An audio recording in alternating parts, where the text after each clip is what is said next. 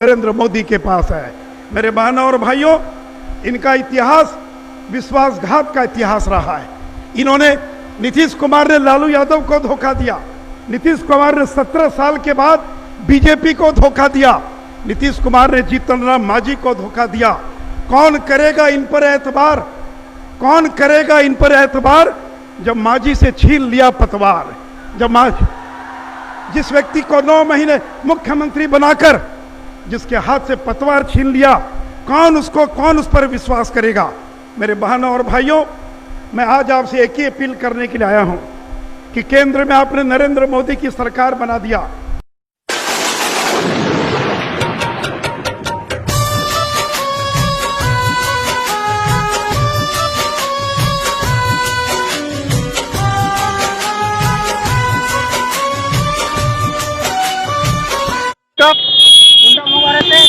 कुंडा मोगा कहाँ से आ रहे हो?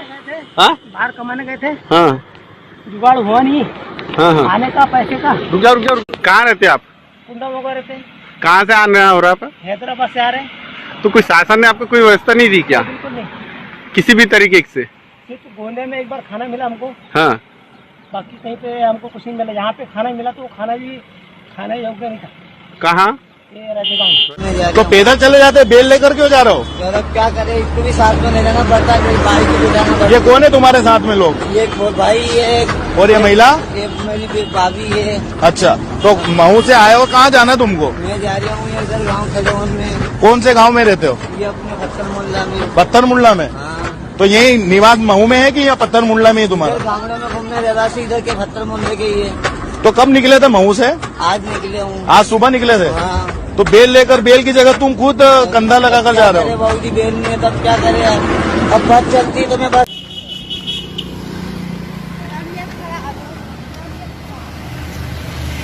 हम मजदूरों को गांव हमारे भेज दो सरकार, सूना पड़ा घर द्वार।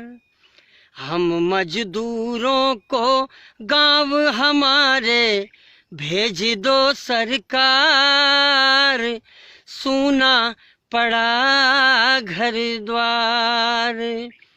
मजबूरी में हम सब मजदूरी करते हैं, घर बार छोड़ करके शहरों में भटकते हैं।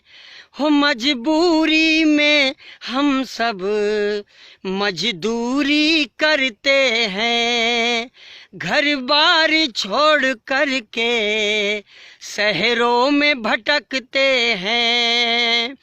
जो लेकर हमको आए वो ही छोड़ गए मझधार, कुछ तो करो सरकार। हम मजदूरों को गांव हमारे भेज दो सरकार, सूना पड़ा घर द्वार। हमको न पता था कि ये दिन भी आएंगे, कोरोना के कारण घरों में सब छिप जाएंगे। हमको न पता था कि ये दिन भी आएंगे, कोरोना के कारण घरों में सब छिप जाएंगे। हम तो बस पापी पेट के कारण झेल रहे हैं मार, कुछ तो करो सरकार। हो सूना पड़ा घर द्वार। हम मजदूरों को गांव हमारे भेज दो सरकार, सूना पड़ा घर द्वार। हमारा सूना पड़ा घर द्वार। आप देख रहे हैं शोषित पीड़ित समाज की मजबूत आवाज़, एकलव्य मानव संदेश। दोस्तों, अगर आपने हमारा चैनल भी सब्सक्राइब नहीं किया तो सब्सक्राइब कीजिए और इस वीडियो को पूरा देखिए। बेल आइकन भी दबा करके अलर्ट प्राप्त करते रहिए। और अगर आप फेसबुक पर देख रहे हैं तो इसके लाइक बटन को दबाइए। ये वीडियो अंत तक देखनी आपको ज़रूरी है, क्योंकि इसमें बहुत सारी ऐसी चीज़ें दिखाई गई हैं जिससे मजदूरों की जो स्थिति है, जिस पर सरकार गंभीर नहीं है। हम चाहते हैं इसको ज़्यादा से ज़्यादा शेयर कीजिए और भारत सरकार को मजबूर कीजिए कि मजदूरों के बारे में सोचे। अगर मजदूरों को नहीं सोचेगी तो ये देश का बड़ा दुखदायी। क्यों? आखिर क्यों? पैदल जा रहा हूँ, फिर पुलिस नहीं जाने दे रही है। अब पुलिस पूछ नहीं रही है कि खाओगे कि नहीं खाओगे, कैसे जिए हो, कैसे डंडे से मार। खाना खाया तूने? नहीं खाया? दे दिला। और है क्या?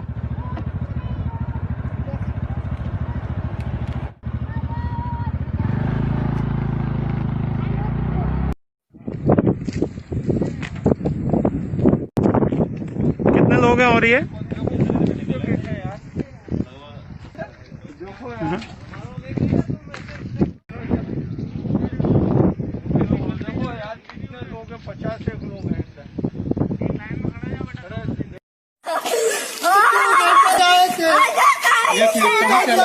हाय बाबू, हाय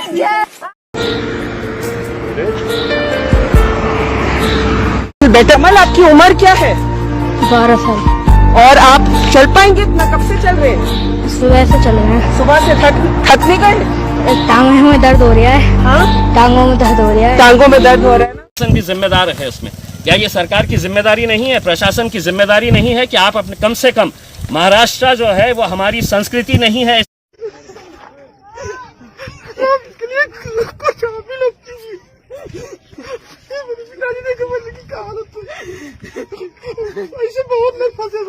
हजार था, वो भी ले लिया। इसके पास मात्र 130 रुपया था इस लड़के से लेके, और इसको मार के डंडे से सुता दिया।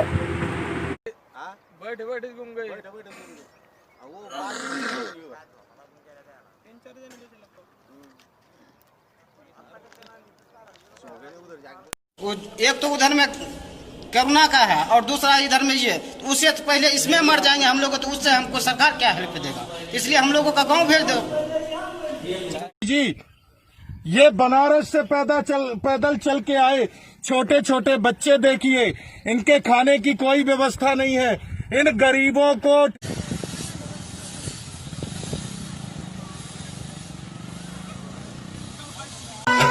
हम मजदूरों को गांव हमारे भेज दो सरकार,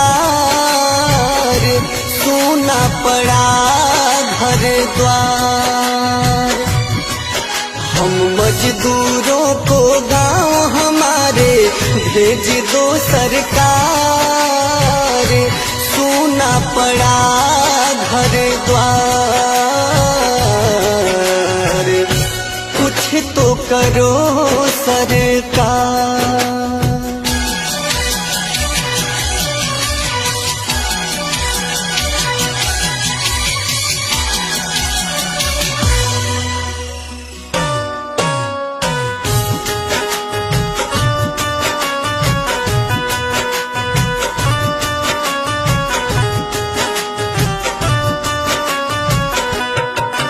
मजबूरी में हम सब मजदूरी करते हैं, घर बार छोड़ करके शहरों में भटकते हैं।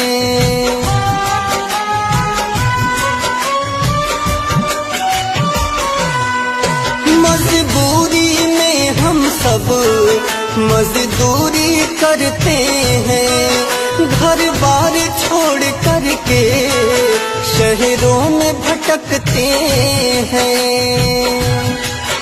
जो लेकर हमको आए थे वो छोड़ गए मझधार।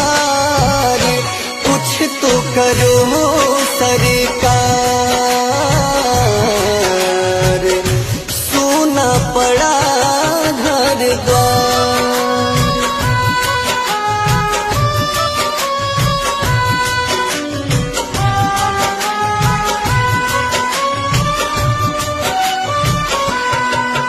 हमको न पता था कि ये दिन भी आएंगे। कोरोना के कारण ऐसा दुख उठाएंगे।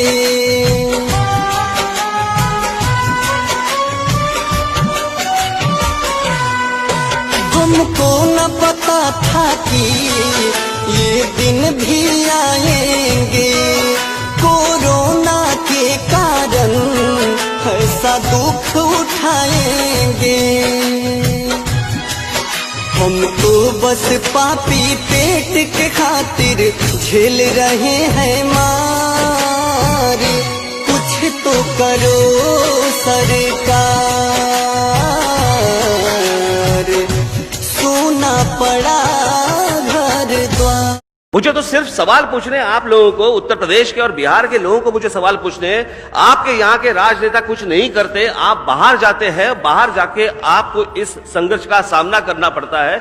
आपको नहीं लगता कि आप हर जगह जाके अपमानित होते? आपका स्वाभिमान कहां है?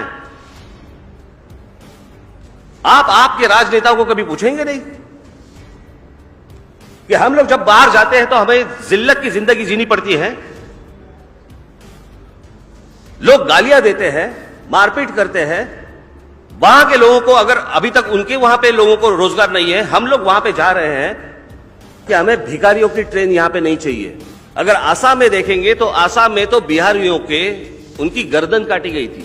ये जो बातें हैं, ये जो सवाल है, आप ये जो मुझे पूछ रहे हैं, आप उनको क्यों नहीं पूछते कि प्रधानमंत्री के लिए आपको हमारा क्षेत्र चलता है, लेकिन हमारे यहाँ पे जो युवक है, हमारे यहाँ के जो लोग हैं, वो बाहर काम करने के लिए क्यों जा रहे हैं? बात की है, लेकिन मुख्यमंत्री जी तो बोल रहे हैं पैसा ही नहीं है, नौकरी कहाँ से देंगे वो? जी, मुख्यमंत्री जी ने जो बयान दिया है, आपको गौर करना चाहिए। उन्होंने साफ तौर पे हाथ खड़े कर दिए ये कह करके कि बिहार में समुद्र नहीं है, इसलिए बड़े कारखाने उद्योग नहीं लग सकते, रोजगार नहीं दिए जाते। यानी इसका मतलब साफ है कि नीतीश कुमार जी की कोई मंशा ही नहीं है कि बिहार में उद्योग लगे, नौकरी मिले। जब उद्योग नहीं लगेंगे, नौकरी नहीं मिलेंगे, तो जाहिर तौर पे पलायन बढ़ेगा। पलायन जब बढ़ेगा तो गरीबी और बढ़ेगी बिहार में। बिहार का पैसा जो है बाहर जाता है, शिक्षा विभाग, शिक्षा को लेकर के, अस्पताल के इलाज को लेकर के बाहर पैसा जाता है। रोजी रोटी, यहाँ कोई आईटी सेक्टर नहीं है, क्यों नहीं हो सकता? साफ बात है, जब आदमी चांद पे जा सकता है तो बिहार में कारखाने क्यों नहीं लग सकते? जब लालू जी रेल मंत्री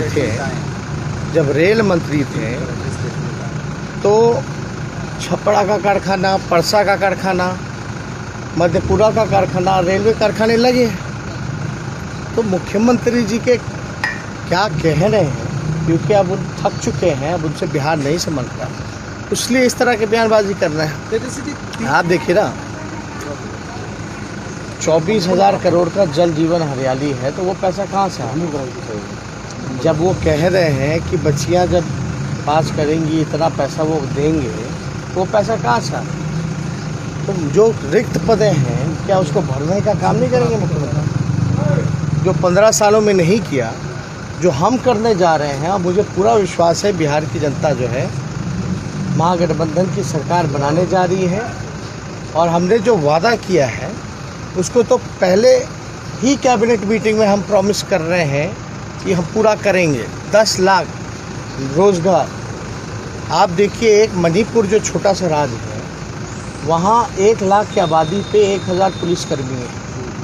यही बिहार है जहाँ 1 लाख की आबादी पे केवल 77 है। अब सीटों को नहीं बढ़ा जाएगा, पुलिस की संख्या बल ठीक नहीं होगी आबादी के अनुसार, तब तक तो लॉ एंड ऑर्डर नहीं सुधरेगा। तो इससे तो काफ़ी चीज़ है। मान लो अस्पताल में डॉक्टर ही नहीं है, नर्स नहीं है, कंपाउंडर नहीं है, लैबोरेटरी में जो काम करते हैं उसकी संख्या नहीं है, नगण्य हो चुकी है। जितने लैब टेक्नीशियंस हैं वो भी नहीं है। स्कूल में एक प्रिंसिपल के अलावा वही खिचड़ी भी बनाने का काम करता है, सारी चीज़ें वही करता है।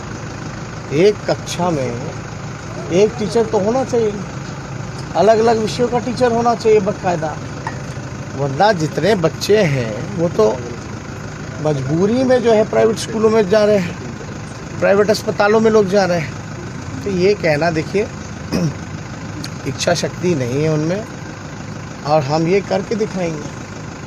बिहार के पास बजट का जो पैसा आता है, जो नॉन प्लान बजट होता है, एक प्लान बजट होता है। जितनी मंत्रालय हैं नीतीश कुमार जी के पास, बताइए कितना 100% पैसा खर्च किया कि नहीं किया? क्यों नहीं किया? पैसे वो क्यों सरेंडर कर देते हैं? किसी विभाग में 10%, 15%, 20%, 25% इसी हिसाब से खर्च होता है, बाकी का पैसा तो सरेंडर हो जाता है। तो सही जगह अगर आप पैसे लगाइएगा तो क्यों नहीं किया जा सकता? और हमने ये भी वादा किया है कि बजट का 12% जो है वो हम शिक्षा में लगाएंगे। यानी देश का जो औसत है केंद्र का वो 3% ही है। तो लोग पढ़ेंगे, अच्छा रोज़गार मिलेगा, तब तो लोग जो है खुशहाली आएगी सबके परिवार में। और इससे केवल नौजवान का भला नहीं हो रहा ना, उसके परिवार के लोगों का ना भला हो रहा है। उनकी पत्नी होगी, उनके माँ होंगे, उनके पिता होंगे, उनके बच्चे होंगे। और इस महंगाई के समय हमने ये भी कहा कि जो वृद्धा पेंशन जो है वो 400 से 1000 हम लोग करेंगे। साथ ही साथ हम लोगों ने ये भी कहा है कि जितनी आंगनबाड़ी महिला है, जितनी आपकी आशा वर्कर है, जितने आपकी जीविका दीदी है, आपके विकास मित्र हैं, जितने स्वयं सहायक समूह हैं, साखी लोग हैं, इन सब को जो है नियमित किया जाएगा और मानदेय जो है 4000 तक हम लोग बढ़ाएंगे।